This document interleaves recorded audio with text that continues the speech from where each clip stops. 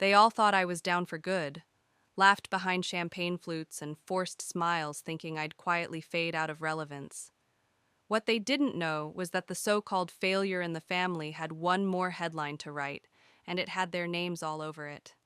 Family reunions are meant to be warm, nostalgic affairs filled with laughter, shared memories, and maybe a little too much pie. But the Sanders annual summer get-together had slowly mutated into a performative circus of career boasts and title drops. My name is Nathan Cole. Up until 8 weeks ago, I was the principal software architect at Valiant Systems, one of the fastest growing tech firms in downtown Chicago. Now I was the subject of hushed whispers and side glances. As I lingered by the edge of my Uncle Russell's luxurious garden next to a koi pond that probably cost more than my last car, I swirled ginger ale in a crystal tumbler and watched the scene unfold like a corporate awards night. There was Brooke Sanders, all smiles and confidence in a sharp blue suit, recounting her most recent courtroom win since making partner at a top law firm. Her brother Carter, dressed like a GQ model, and oozing arrogance, was surrounded by admirers as he retold the story of how he helped broker a $200 million acquisition. Every time Carter laughed, people leaned in as if he were royalty. Nathan Carter called out, his voice steeped in that smug, faux sincere tone he reserved for moments of public humiliation. "Come join the conversation, we're discussing career pivots." His grin could have curdled cream. He'd waited years to drag me into the spotlight now that I was unemployed and supposedly obsolete. While Carter kissed up to board members and paraded his investor charm, I'd spent the better part of my adult life buried in code-solving real-world problems, not hypothetical portfolio strategies. Brooke chimed in with a patronizing sweetness that barely masked the condescension. "How's the job hunt treating you, Nathan? I heard Valiant let go of a whole department." "Such a shame, really. Tech's so unstable lately, isn't it?" Unstable, that was her word. A neat little summary to box up my career and tie it with a pity bow. I forced a smile, said nothing, and glanced down at my phone. 5:57 p.m. Central Time, right on schedule. Deep inside Valiant Systems, a quiet storm was brewing, one I had crafted carefully over years. Tonight they'd see the real story. "You know," Carter went on, leaning back casually, "real innovation is about vision being 10 steps ahead." He made it sound so effortless.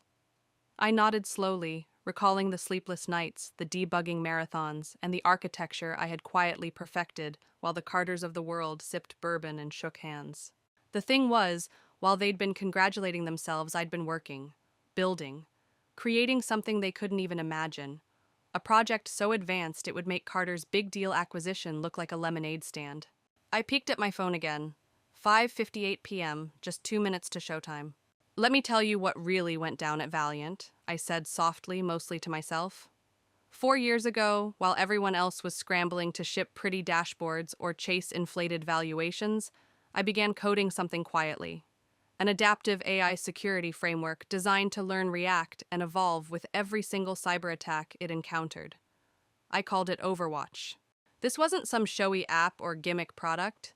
It was a fortress, a brain, a digital sentinel with the instinct to fight back. Line by line, module by module, I built Overwatch into a machine that could outthink every malicious actor out there. But I wasn't naive. I knew how corporate theft worked. I'd watched too many brilliant engineers have their work absorbed, renamed, and rebranded into oblivion. So I embedded a hidden protocol, a deeply buried failsafe that would verify my authorship in a situation just like this. 2 months ago, Valiant's shiny new CEO, Preston Vaughn, called me into his sleek glass office. Didn't even offer a coffee. "Nathan," he said without lifting his eyes from his email, "we're shifting direction. The board's looking at more consumer-friendly platforms. Your security initiative is no longer aligned with our goals." I tried to explain Overwatch's potential, but he wasn't listening. He waved me off with a half smirk. "The code's already been sold to a defense group. You'll be let go today." Preston Vaughn, for all his charm and boardroom polish, had never been a man of vision. He couldn't see the architecture beneath the surface, the lines of logic carefully threaded through living code. But I had seen him coming from the moment I typed the very first line of Overwatch. I had anticipated the betrayal, the corporate theft, dressed in executive suits and PR smiles. That was the difference between us. He played at leadership. I prepared for war. The morning after my termination, headlines ignited across the tech world like sparks on dry leaves. Valiant Systems secures $1.5 billion Homeland Defense Initiative with breakthrough AI. The irony would have been comical if it weren't so grotesque. I signed their pristine NDA with an expression of calm resignation, hiding the slow-burning satisfaction that whispered, "Let them celebrate." Because I had built more than an AI. I had built a witness. And tonight, at precisely 6 o'clock, that witness would speak. Across the lawn, Carter Sanders nursed a whiskey on the rocks, exuding entitlement like it was cologne. He grinned lazily in my direction and called out, "You really should have stuck to video games, Nathan. Left the big leagues to us." The jab landed with the subtlety of a brick, and I offered him a smile as thin and deliberate as a scalpel. My phone buzzed quietly against my palm. Brooke Sanders glanced up, raising one perfectly sculpted brow. "New job offer," she asked, her tone sickly sweet, engineered to sound concerned but honed for humiliation. I chuckled low and steady. "Not quite," I said, eyes flicking to the time. "Though I did hear the diner on 8th is hiring. Could be your kind of place, Carter." He snorted. Brooke smirked. Logan, their younger cousin and aspiring tech bro, muttered something about startup culture. But I barely heard them. Downtown, inside Valiant's mirrored tower, I imagined Vaughn straightening his tie, preparing to stand before shareholders and investors and wax poetic about his strategic genius. I imagined the smug curve of his mouth as he rehearsed lines he didn't write about innovations he didn't build. And in 60 seconds, the digital castle he claimed would start to fracture. I stepped forward, lifted my voice just enough to cut through the chatter. "Why don't we all take out our phones?" I said, letting the silence land like a loaded pause. "The next few minutes should be enlightening." Brooke rolled her eyes unimpressed. Carter gave a short bark of laughter. "What now?" Logan asked, with the sneer of someone who'd never seen failure from the inside. "Another one of your sad little apps." I glanced down. 6:00 p.m. on the dot. My phone buzzed first. Then came the chorus chirps, vibrations, gasps, as the news broke like a tidal wave across every glowing screen. Valiant Systems stock suspended amid explosive code ownership scandal. Carter's grin evaporated. Brooke's fingers fumbled. Logan stared frozen as if time itself had hiccuped. "What the hell is this?" Logan stammered. I sipped my drink. "Cool. Controlled. Just a small system update," I said, with a bonus feature. "More alerts. Department of Defense suspends $1.5 billion contract pending investigation. Exclusive former Valiant engineer linked to Overwatch's core development." From somewhere nearby, Peter Carter's ever-present sidekick murmured, What did you do?" Setting down my glass, I pulled the battered laptop from the canvas satchel I had slung beneath my chair. The same laptop that had breathed life into Overwatch. "Would you like to see?" I offered, voice calm, tinged with the cruel kindness of someone who'd waited far too long for a moment like this. "Since you all know so much about innovation." They clustered around now, quiet, no longer mocking, just curious, just scared. I opened the secure feed. On the screen, lines of code began to scroll, timestamps, signatures, embedded metadata that traced every major component of Overwatch directly back to me. 5 years, 2 months, 19 days, every weekend, every night, every stolen hour reclaimed. "That's how long I worked on this," I said, my voice now a steady rhythm of truth. While Preston Vaughn was shaking hands at galas and headlining tech conferences, I was building something he would never understand. Across the lawn, Aunt Elaine gasped audibly. Her phone flashed another headline: "Valiant faces federal investigation over ownership dispute." Logan turned to me, panic rising. "But they fired you! They said they owned it all!" I met his gaze with a calmness I had earned. "They didn't," I said. Overwatch wasn't a company project. I developed it independently on my own time using my own equipment. Valiant only hosted it for internal testing and only after I obtained signed written authorization. I clicked again. The screen shifted to a digital paper trail. Emails, approval signatures, one from Preston Vaughn himself, dismissive and arrogant in tone, time-stamped and legally binding. The evidence was airtight. When he sold Overwatch to the defense sector, he activated the failsafe, I explained. It was designed to wait, to watch, to log every lie, every tampering attempt, and then, when the timing was right, to expose everything. Carter leaned forward, pale now. "That contract, it's built on stolen IP?" I nodded slowly. "Exactly. Preston sold something he never created, never understood. And now, the world knows." My phone rang again. The caller ID read Vaughn Preston. I let it ring. Declined. Not his story anymore. But there's more, I added, tapping once more. A new folder opened. Inside were 17 patent certificates, each one tied to a crucial element of Overwatch's architecture, all under my name. Brooke Ever, the legal eagle, squinted at the screen. You mean Valiant doesn't own any of it? I nodded. Not a line. And thanks to Vaughn's public statements proving theft will be simple. Trevor Logan stared at his screen like it had betrayed him. Their stock's gonna tank when markets open. Most likely, I said, finishing my drink. Fraud tends to be bad for business. Phones buzzed, lawyers calling, journalists, investors scrambling, a once pristine legacy unraveling. And then Carter, no longer smug, his voice hoarse, whispered, why wait, why let them fire you if you had this all along? I paused, the weight of memory pressing against my chest. I saw the faces of friends whose names had been stripped from their work. I remembered watching silent brilliance buried beneath someone else's speech. Because I said quietly, sometimes justice needs an audience, and sometimes people only understand the truth when it costs them everything.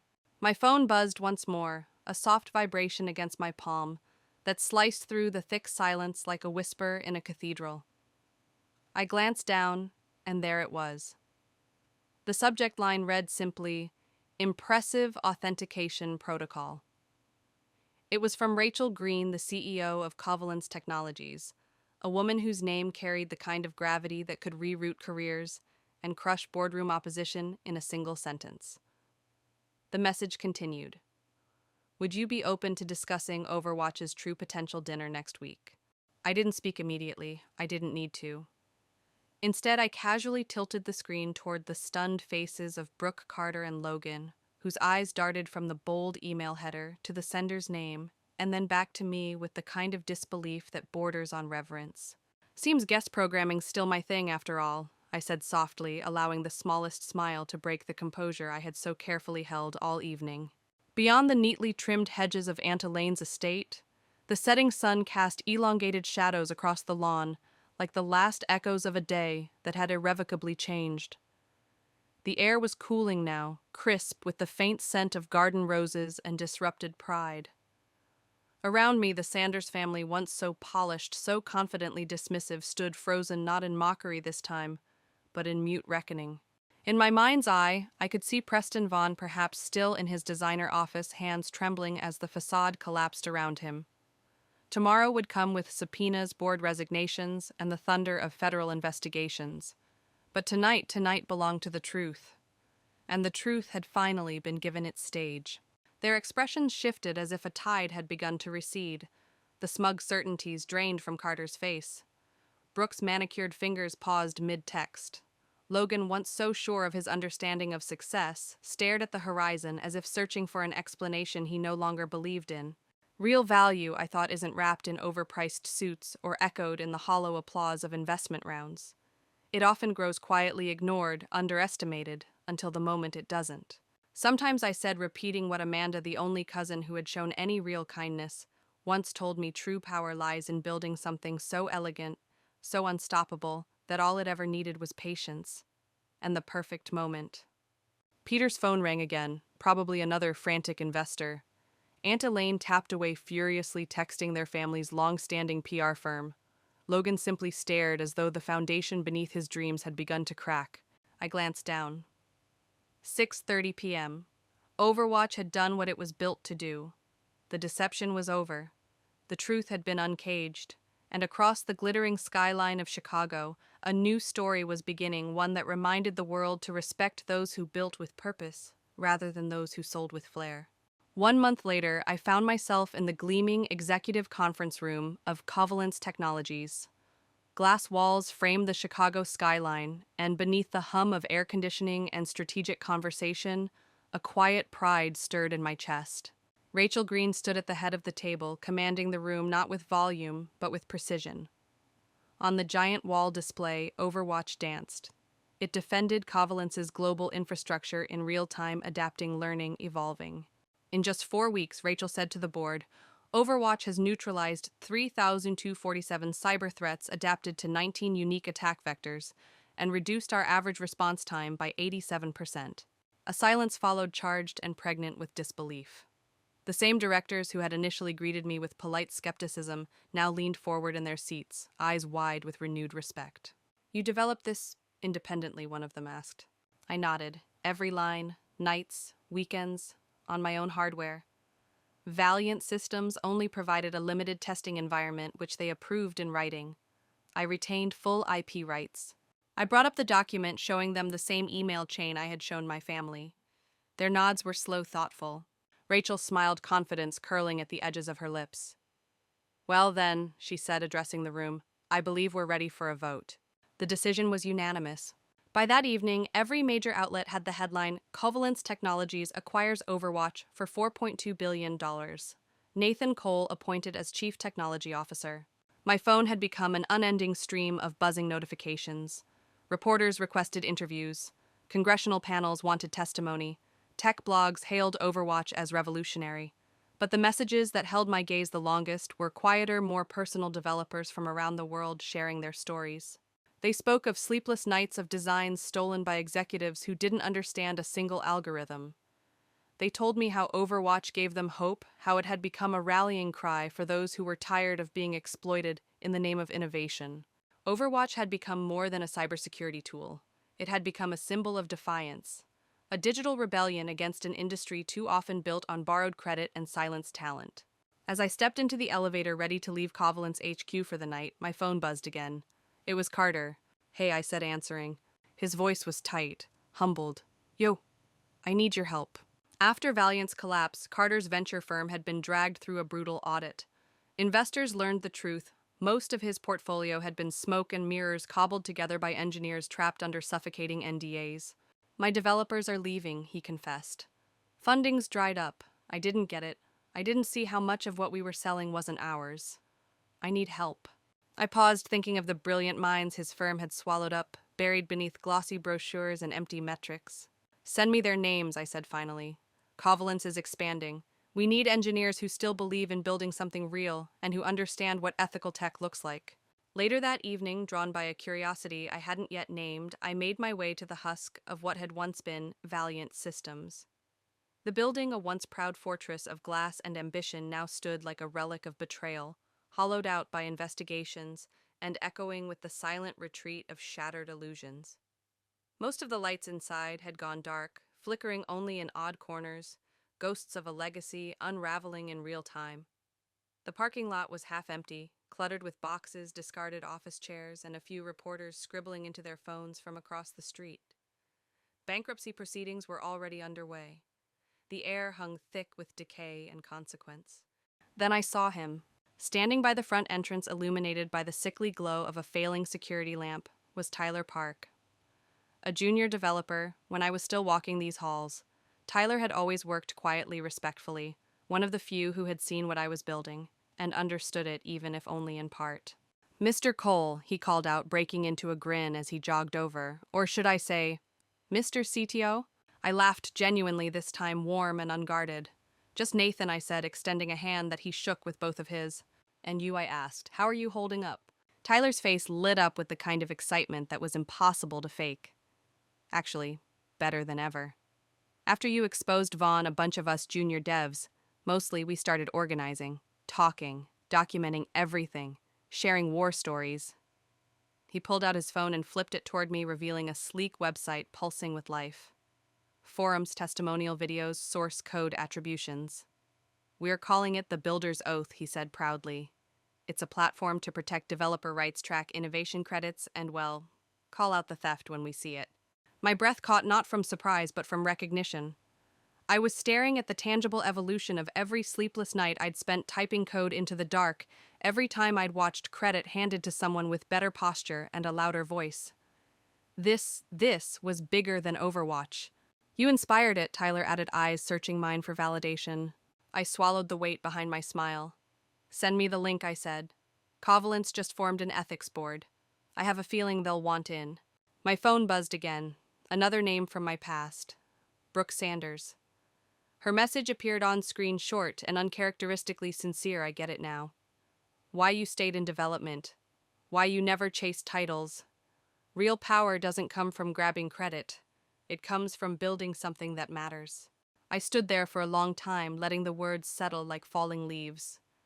Then, as the last shades of dusk slipped beneath the horizon, I returned home. Later that night, I sat alone in my apartment with the same weathered laptop that had once been the birthplace of Overwatch. Its keys were slightly faded, its trackpad scratched from years of relentless use, but it was mine. And as I watched the code streaming in from Covalence's networks across the globe, I felt it in my bones. Overwatch wasn't just defending infrastructure anymore. It was reshaping the ethics of an entire industry. Across continents, it had already thwarted thousands of cyber threats, adapted to new threat models, and prevented disasters that would never make the news. But that wasn't the part that made my chest tighten with pride. What mattered more were the stories, the hundreds of messages from developers who had been silenced, passed over, written out of their own narratives. They wrote to tell me that Overwatch had become more than software. It had become a signal, a warning, a promise. "We see you now." My phone buzzed again, and for once I smiled before I even read it. It was from Logan Sanders, the same cousin who had once scoffed from across the koi pond, laughter dancing on his breath like entitlement. Starting coding classes next week, the message read, "Think you could mentor me? I want to learn how to build something real." I closed my eyes for a moment, feeling the turn of it all, the evolution of a story once marked by ridicule and isolation. I typed back, Lesson 1. Success isn't about who speaks loudest or who collects the most applause. It's about who does the work and who protects it with everything they've got. I looked up from the screen. Beyond my window, the Chicago skyline shimmered like circuitry under the stars, each light a potential story waiting to be written. Tomorrow, I would step into my role as Covalence's Chief Technology Officer. Next week, I'd sit before Congress to speak about IP protection and innovation reform.